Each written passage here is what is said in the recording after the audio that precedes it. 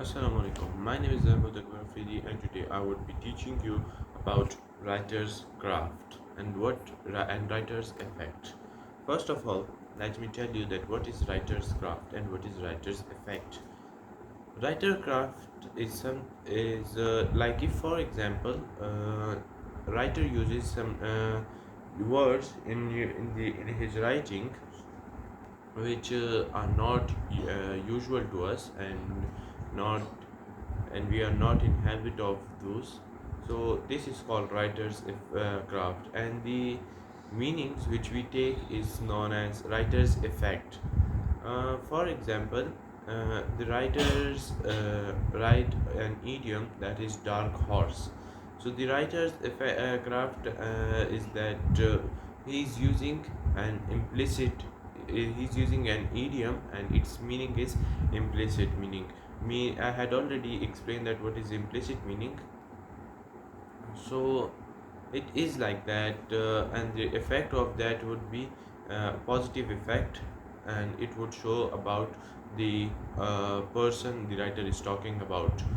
Okay, so now why is writer's effect important and what is its role? So now let me tell you. Okay, so capturing what is writer's effect? Let me tell you that. Writers use language to engage reader in all sorts of way. For example, he uses some words, some techniques, so that he could catch the readers attention and then keep on entertaining him.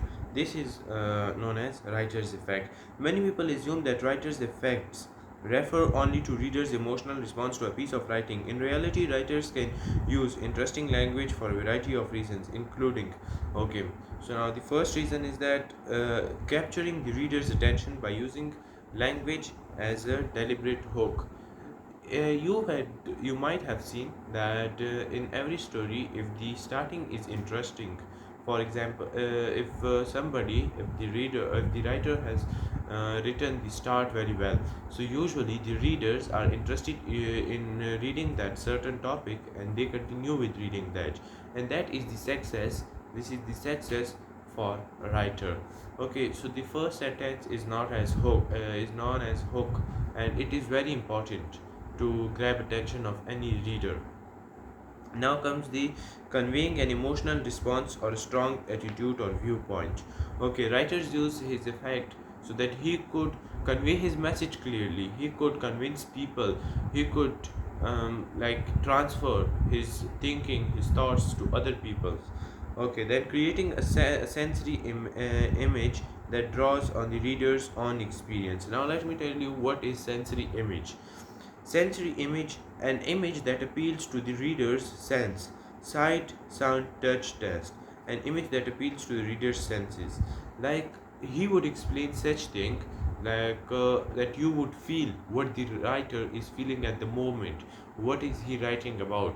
For example, he would say that the flavor of the ice glittered on my mouth. It gave me a sensation.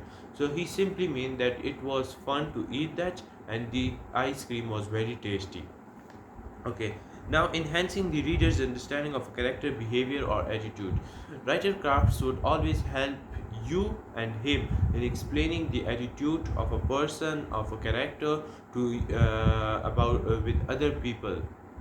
It would also help you, the reader, creating a vibrant setting as a backdrop. He would be explaining everything to you people, like it would be easy for him to explain. Okay, creating atmosphere such as sense of foreboding, foreshading, or to build suspense. Now let me tell you what is foreboding and foreshading. Foreboding, a sense that something bad is going to happen. Like he would create the atmosphere around him so intense that the reader himself would feel that the upcoming things would be something out of the context. It would be unexpected, and this would create suspense, and even it would attract the reader to read more and more. Now, foreshadowing, a hint or suggestion of something that happens later. Okay, so this is like the same as foreboding, but it isn't about bad. It could be even positive or negative, bad or good, both. Now let me tell you, when commenting on any of these effects, it is best to avoid using general phrases such as this. Okay, in questions in papers, you are always given a sentence and you are being asked that what is the writer's effect over here. You are asked that what does the writer means by this particular sentence. So over there, you didn't need to use such few words, and there it draws the reader in. These are like the words I am going to say now with the points. These are known as weak comments, and you have to always ignore that, because it would make you score less. Now the first one is, it draws the reader in. It simply means that it grabs the attention, but we haven't to write this. This is a weak comment.